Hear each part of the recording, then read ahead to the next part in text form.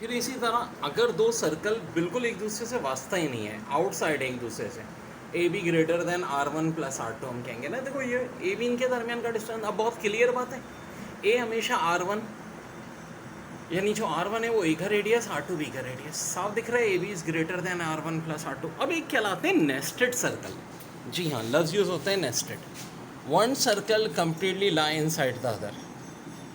अब आप बोलोगे सर एक और में भी तो ऐसे ही था, यार इसमें फ़र्क था, ये था टच इंटरनली का केस, ये थे इंटरसेक्टिंग के, ये था टच एक्सटर्नली। और नेस्टेड सर्कल तब होते हैं जब तक कोई किसी से टच नहीं हो रहा, टोटली अंदर सर्कल है। फिर यही बात, आर वन हो गया ए का रेडियस, आर टू बी का रेडियस। अब ए बी क्या होगा जी, ए बी जो है इन दोनों के सेंटर का सर्कल का डिस्टेंस यहाँ से कुछ, तो ए बी जो होता है वो less than R one minus R two होता है, किसमें, नेस्टेड सर्कल में।